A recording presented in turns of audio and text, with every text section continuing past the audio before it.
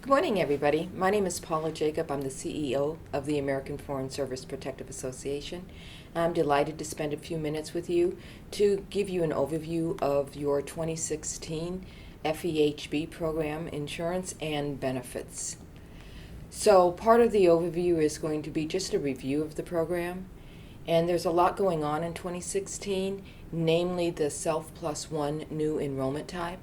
I'm going to go over a few things also about the Affordable Care Act and OPM's initiatives around prescription drug benefits, wellness, quality of your care, and also just look at what is driving our healthcare costs.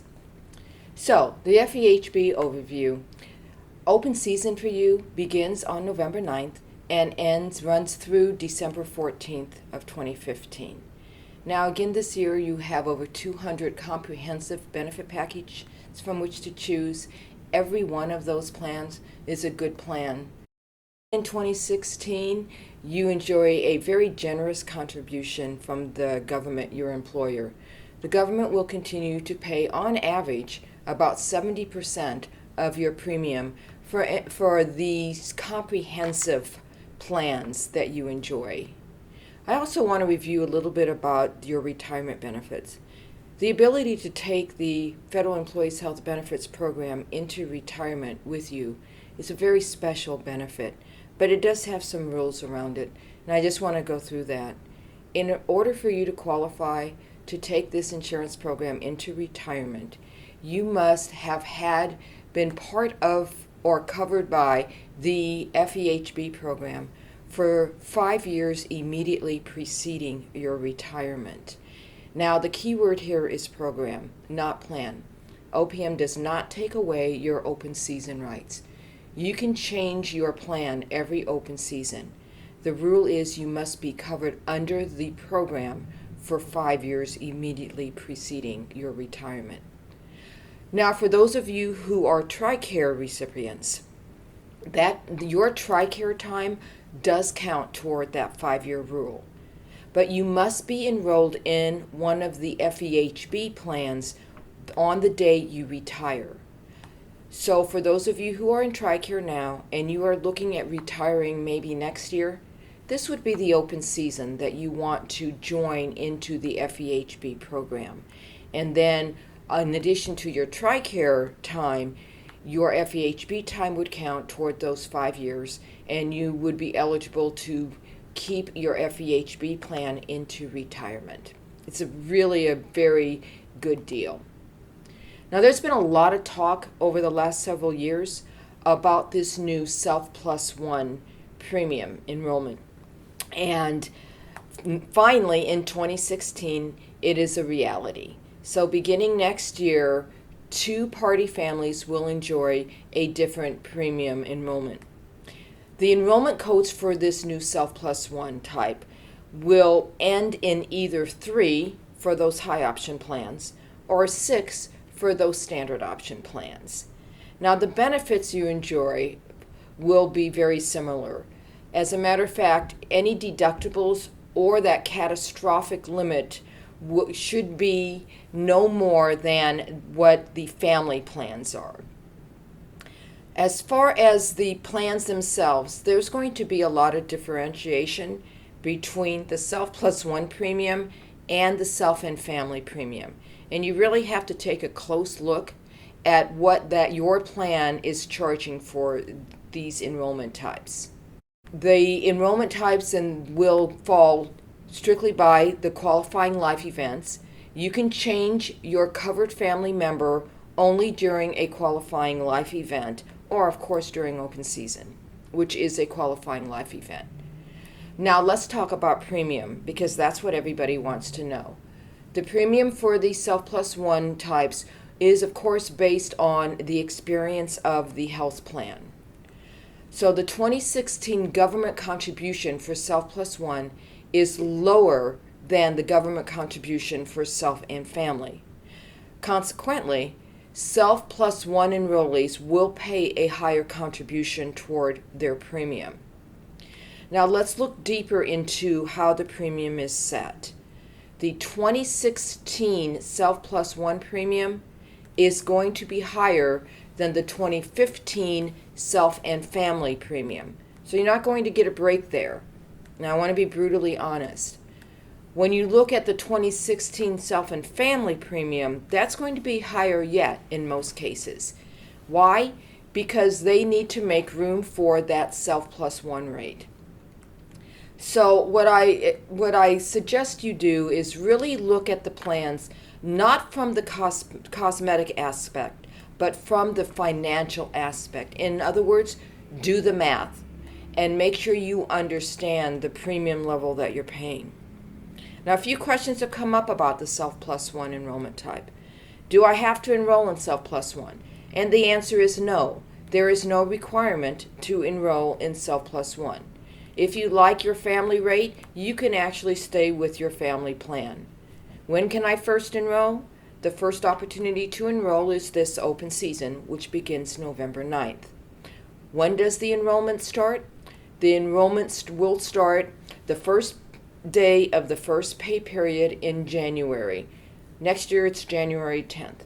For those who are retired and are on a monthly annuity, your benefits will start on January 1, just like they normally do. Who does the Self Plus One enrollment cover? It covers one qualified family member, either a spouse or a child under age 26.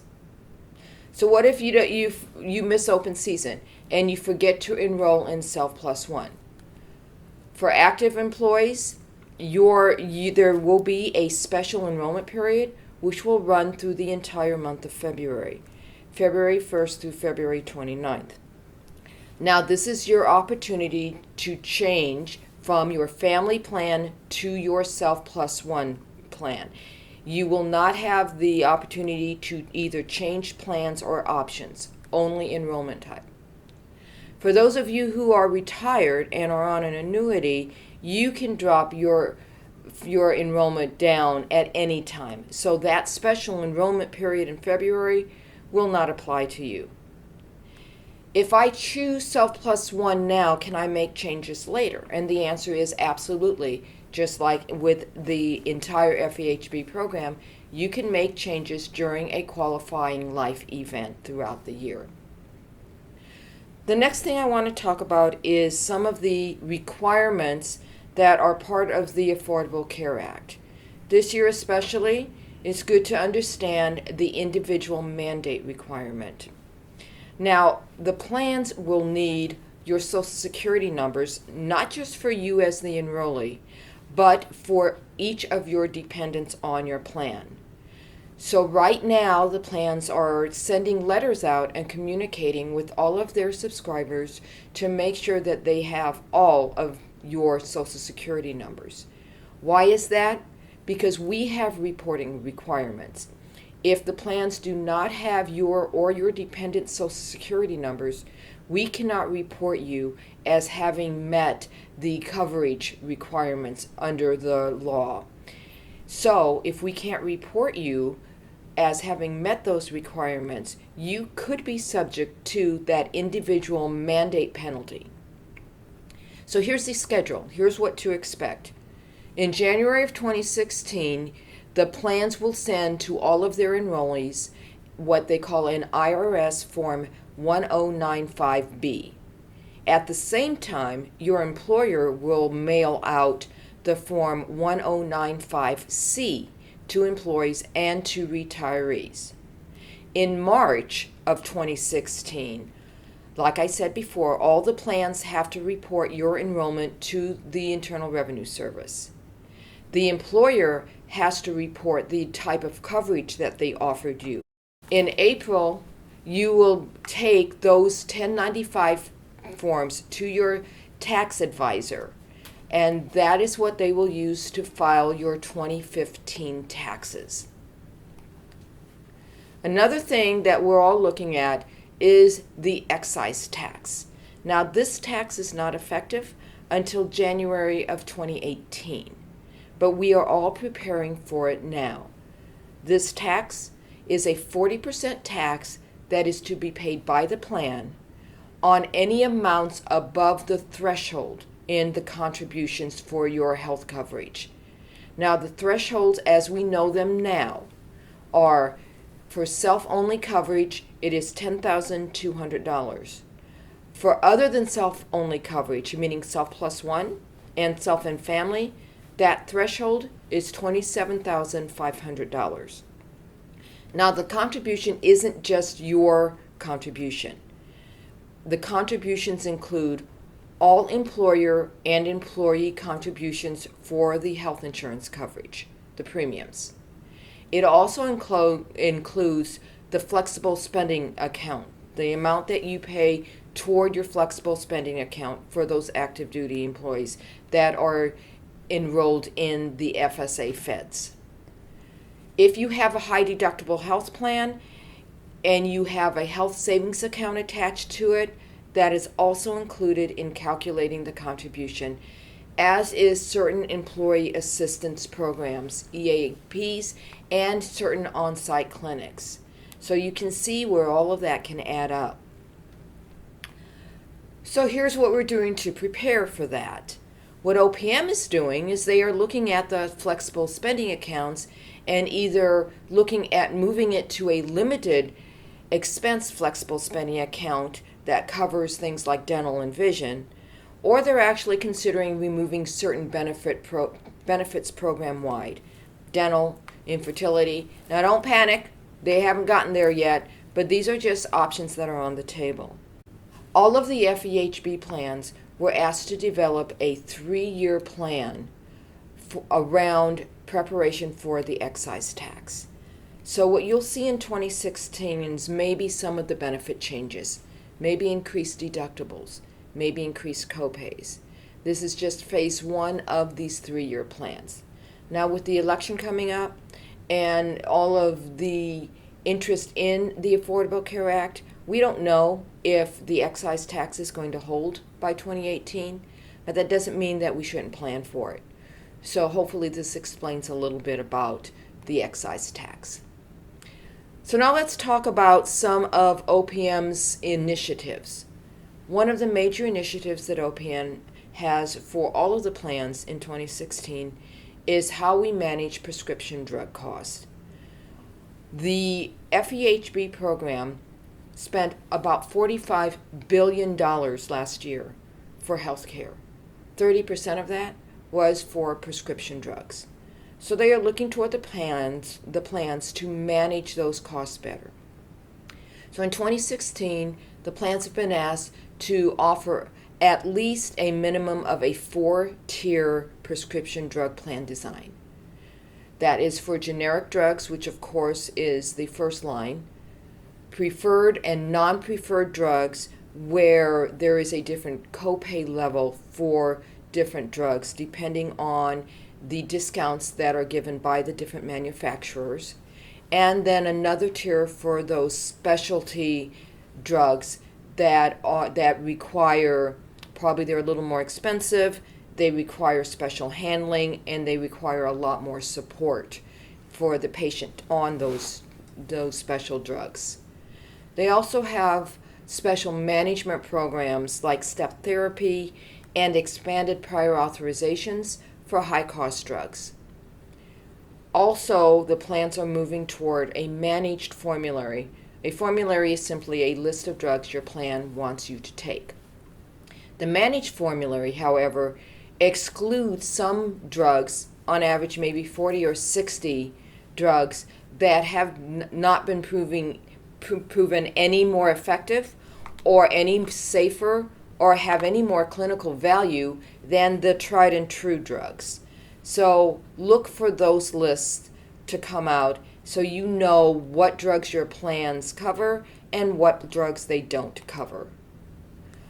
Continuing on that point is the name brand drugs that are losing their patent over the next coming years. Now these drugs will go from name brand to generic, and it's very exciting because more than $72 billion, with a B, billion dollars in drugs will fall to generic drugs within the next 5 years. And I've given you a short list of some of the more well-known drugs that will go from name brand to generic over the next several years. Why is this important to you? because the cost is going down. And when the cost of these drugs go down for us, they go down for you.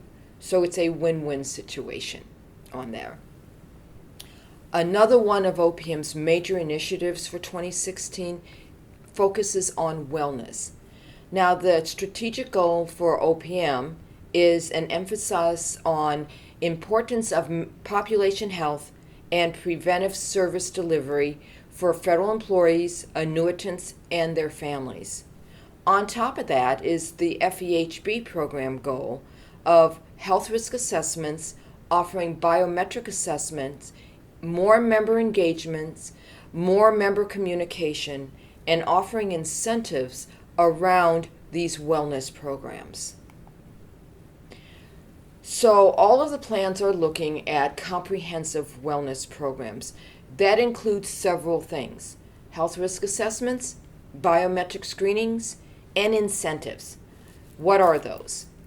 A health risk assessment is a set of online questions that help you understand how you can improve and maintain your health.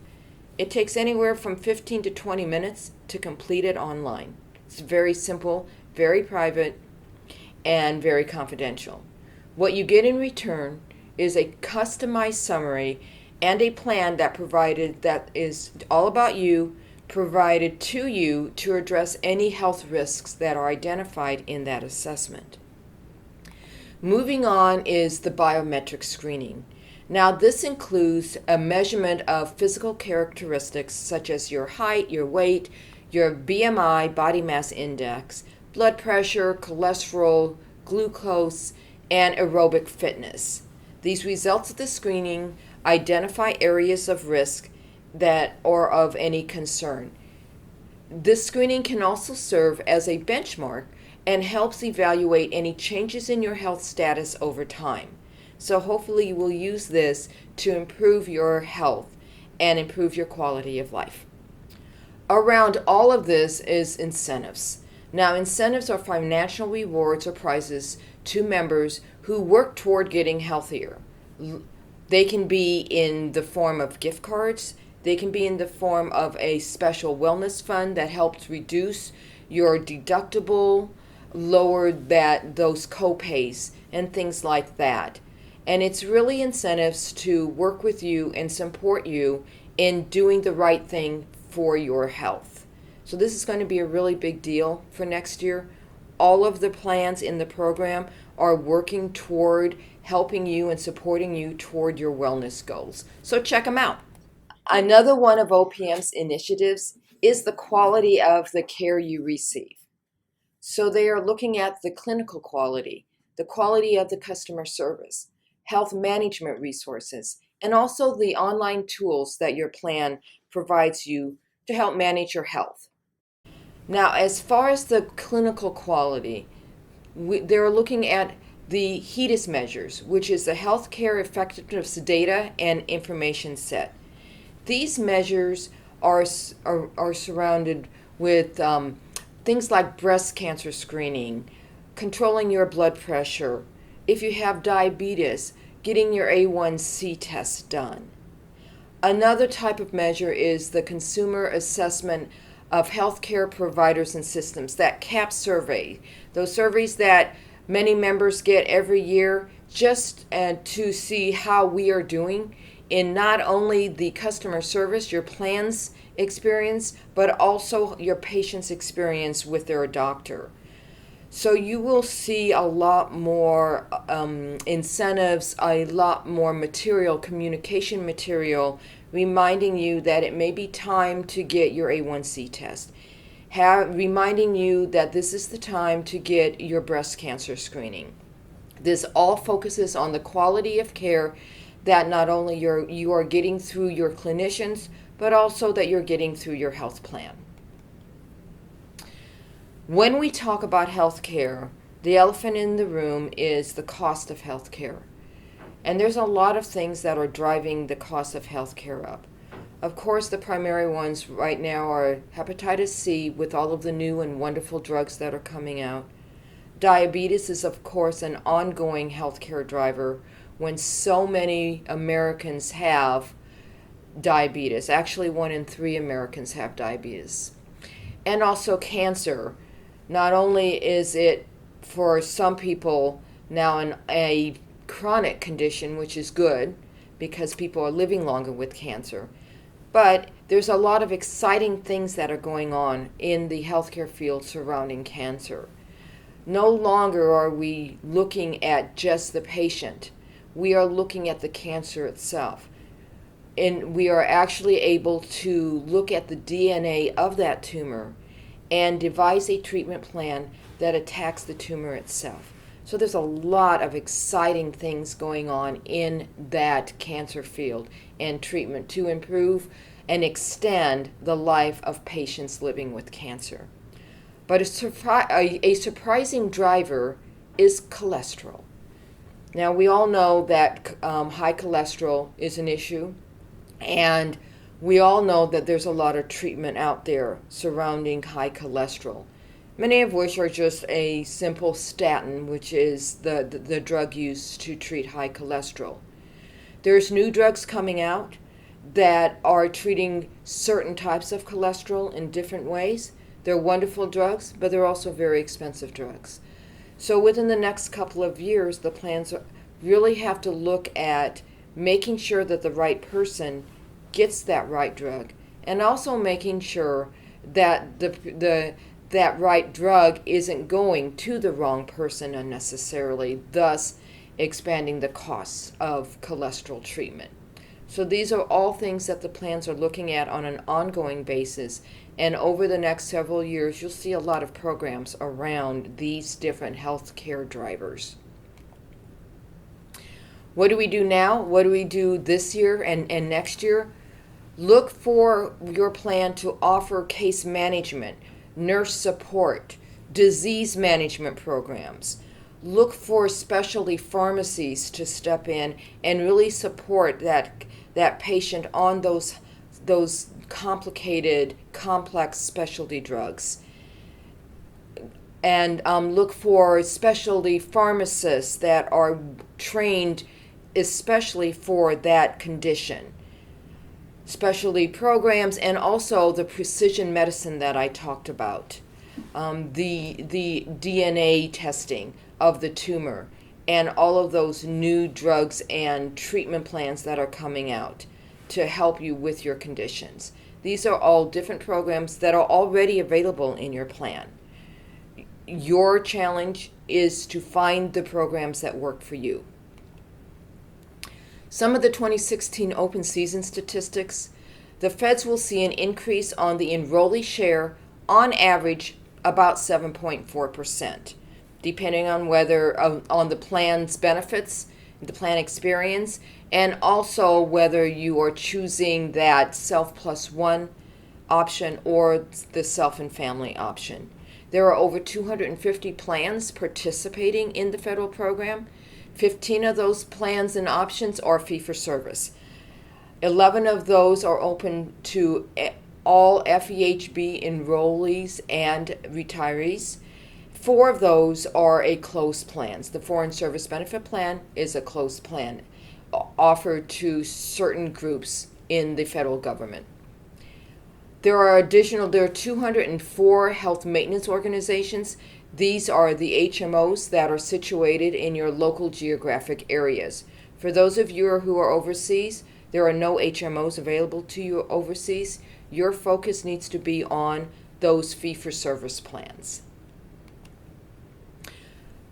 But when you are looking at your health care and paying for your health care, you need to choose a plan that understands the overseas environment. And this is vitally important, especially for next year. Translation of claims can cost you extra money. When you are overseas, you know you're not going to get your bill in English. You're going to get your bill in the host country's language. So make sure that your plan can translate that. Make sure they understand the exchange rates, that you're getting that fair exchange rate when they have to exchange back to the US dollar. Does your plan require an itemized bill, which may or may not be available, depending on the medical culture of that country? Look for if your plan requires those special diagnosis codes that may or may not be available in your host country, or those CPT service codes that may or may not be available in your host country. Things are different overseas, and that is one of the best things about the federal program, is that you can choose a plan that understands the different overseas environment. I say to people, if your plan has trouble paying the bill behind me, then maybe you should look at another plan.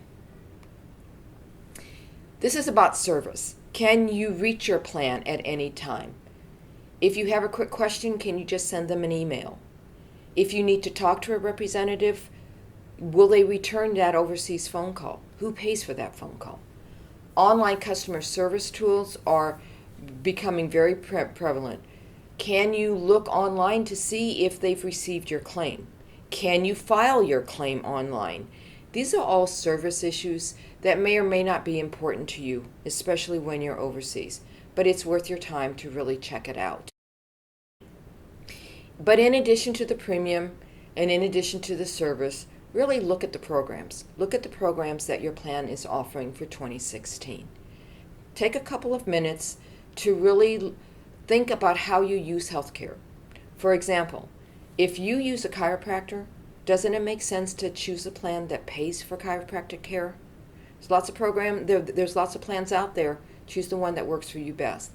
Look at the different plan allowances, especially overseas. Look to see if they have an overseas fee schedule, which may end up costing you extra money. Or is the plan allowance overseas what the doctor bills? Big difference there. Make sure you understand the different deductibles and the different co-pays. Deductibles are changing. Make sure you know what to expect in 2016 from your health plan. If you're overseas, the mail order drug program is vitally important if you are taking maintenance drugs. So make sure that if you or a family member are on maintenance drugs, that your plans can accommodate that type of home delivery service. The pre-certification requirement is valid throughout the entire program. If you're going into a hospital overnight, you must pre-certify that confinement with your health plan. For those of you who are overseas, that requirement is waived by all of the fee-for-service plans. So why do I bring it up now? Because you're not overseas all the time. You may be on home leave. You may be TDY back here in the States. You actually may have family members who remain here in the States. Make sure you understand the pre-certification requirements, not only around hospital confinement, but also the pre-certification requirements around things like high-cost drugs, things like the high-end radiology, like those CAT scans and MRIs and PET scans, so that you understand your out-of-pocket costs. And of course, understand the prescription drug tiers that are coming in 2016. So these are all in addition to the premium, but they also can cost you extra out-of-pocket costs. Just a few slides about the Foreign Service Benefit Plan and some of our 2016 highlights. We do have in-network benefits for overseas. Our plan allowance for overseas is what the provider bills, which is very helpful, especially if you are in a high-cost medical area. Our calendar year deductible for in-network providers back stateside and for overseas is $300 per person and up to a maximum of $600 for the family. We do have a lot of programs available and a lot of benefits available around your wellness. We have our new Simple Steps program that provides wellness benefits and incentives. We've added a My Strength online mental health support program for you for 2016. We have alternative benefits which are very popular with our members around acupuncture, chiropractor, and massage therapy. We have direct billing arrangements with several hospitals overseas. So when you go to those hospitals, they have agreed to just bill us directly, automatically, keeps you out of the middle. We also have things like nutritional counseling and diabetic education, just to name a few of our 2016 benefit highlights. Some of our programs that we offer to members are internet claim submission. You can actually send your claims in through our secure internet, through your own member portal. You can get your claims reimbursement sent right to your bank account through electronic electronic funds transfer. We also have several ways for customer service on our web-based customer service. You can look at the status of your claims. You can go to My Online Services and take your HRA, for example. Lots of different things going on there. We have a 24-hour nurse line and a 24-hour translation line for overseas members who are in an emergency situation and really need to understand what that doctor who doesn't speak English is trying to tell you in the emergency room at 2 o'clock in the morning. And we are enhancing and growing our mobile apps that are especially beneficial to you. We've also revamped our wellness program, so we are surrounding our members with care, and like I said, there are tons of different programs available to you in our Living Well Together program. Now, as far as our incentives, these are what we talked about as one of OPM's initiatives. There are very simple steps for you to earn money to take care of yourself. The first step is your health risk assessment. You can do that either online, paper, or electronically. Once you complete that simple step of your HRA, we will send you a $100 gift card. And then to step 2 is your health risk assessment. You can take that through Quest Patient Service Center. We have a wonderful relationship with them here at Stateside. Or you can have your physician do it for you. You complete that simple step, another $100 gift card. But then we want you to do something with that information. We want you to take a healthy action. There are tons of healthy actions that you can take. By taking one of those healthy actions, we will put $50 into your wellness fund. That can be used to lower your deductible, to help with those co-payments on your medication, all of these things. So surrounding you with care and surrounding you with choices is our goal for 2016. We want to concentrate on you as an individual. We want our focus to be on increased wellness awareness. We want to give you choices and incentives that will work for you, and we want to be there with you to build on your progress year to year. So this is our simple steps to living well together. Now, for my members overseas, just a reminder that we do try to pay your overseas claims on average within about 8 days. But in order to pay your claims, we need to be able to read your claims. So these are just examples of some of the claims that we've received over the last year. And as you can see, we can't pay it if we can't read it. We can't pay it if there is a receipt that is covering the information that we need to process your claim.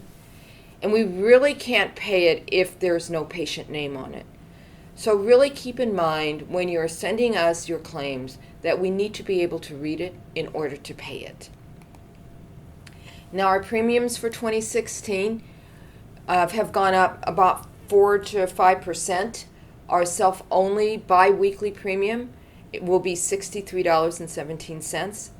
Our Self Plus One bi-weekly premium will be $157.96. And our Self and Family premium bi-weekly will be $156.29. Now, this seems a little counterintuitive, I know, and you're probably looking at the chart behind me saying those numbers must be wrong. But I want to explain what we did for the members of the Foreign Service Benefit Plan. Since there was no requirement for our family members to move down to Self Plus One, we really focused our premium on that family, and we kept our premium stable and competitive again in 2016 when we did focus on the premium structure in this way. No matter what plan you're looking at, really look at certain things that you really need to consider. Look at the total package of that plan. Make sure you understand the premium structure and that you're willing to pay the premium and you're getting those benefits that you need to get, and understand the deductibles as well.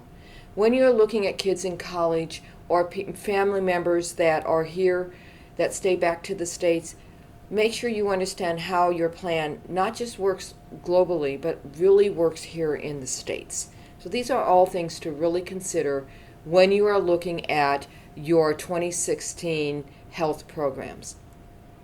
Now, a little bit about the 2016 FSAFEDS. This is the program that is pre-tax reimbursement for eligible costs.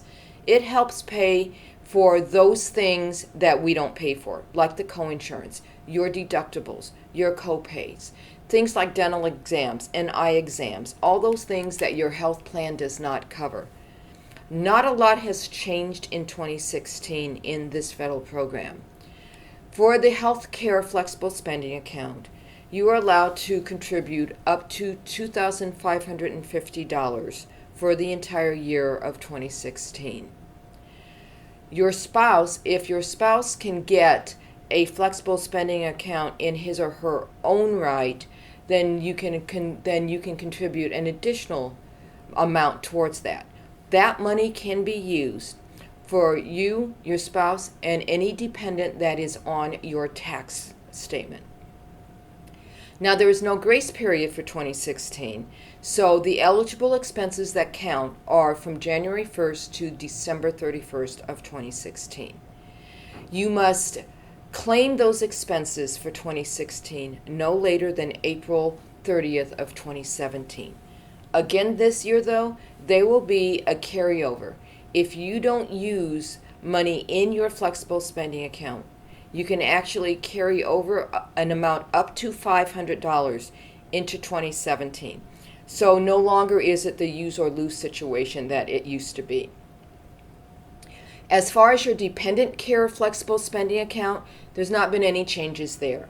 You can actually contribute up to $5,000 per household to pay for things like child care and education. By law, however, you cannot carry over anything for your dependent care flexible spending account. So you really have to plan wisely on that. You cannot enroll in this through the FEHB program. It is a different program. For those of you who are already enrolled in it, you must re-enroll every year in this flexible spending account program. In order to enroll, go to www.fsafeds.com, or if you want to talk to a counselor, please call 1-877-372-3337. But their website has tons of information available to you on this very flexible program. A few things about the Federal Employees Dental Program. Now, there's not a lot of changes here. There will be no changes in dental benefits under your FEHB, your health plan. So if you are looking for dental coverage, you need to look at the Federal Employees Dental and Vision Program. This is voluntary. You don't have to enroll in it. It is an option for you. But when you are looking at that, please make sure you understand the waiting periods and the maximum benefits. These are supplemental dental programs. They are not intended to work like your comprehensive health benefits.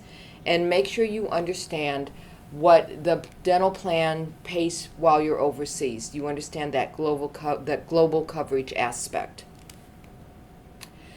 Under the federal dental program, there are 6 nationwide plans and 4 regional plans.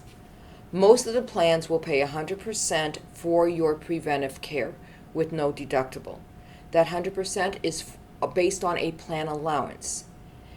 And as far as the other classes for your intermediate, like your fillings or your crowns or your root canals, that coinsurance will fall anywhere from 80% to, in some cases, 35%. So make sure you understand what you're paying for, and that any dental plan makes good financial sense for you and your family. Again, it's 100% voluntary. There is no federal subsidy on this. You do pay 100% of the premium. The good news is that premium is pre-tax. So you do get a little break on your taxes. As far as premium and benefits are for overseas members, pay very close attention to the premium structure overseas and also the benefit structure overseas, because those plan allowance and reasonable and customary limits will apply to you. Enrollment is through FSAFEDS. It is not through the FEHB program. In order to enroll in the dental plans, you can visit benefeds.com, or you can call that 1-877-888-3337 number to talk to a counselor. The vision plans in the program, a little bit about them. There are 4 different plans in the vision program. They all have participating providers. There are no network providers overseas. Now, that is not to say you won't get vision benefits, because you will, but it will be based on an out-of-network fee schedule. Again, the individual pays 100% of the premium for these vision plans, but it is pre-tax. In order to enroll in a vision program, you must go to benefeds.com. A couple of other things about the Federal Employees Dental and Vision Program. This is your opportunity during open season to either enroll, change your plan, or drop your plan. You can have the dental plan and not have a vision plan, or you can have the vision plan and not necessarily have a dental plan. The choice is yours. So really look at the options available to you and make this your open season. As far as open season dates go, again, they run from November 9th through December 14th. You can make changes to your FEHB program. You can make changes to your FSAFEDS program. You must re-enroll in that if you are already enrolled. And you can also make changes on your Federal Employees Dental and Vision Insurance program. Point here is, this is your open season. Make it count. And with that, I bid you goodbye and good luck in 2016. Thank you very much.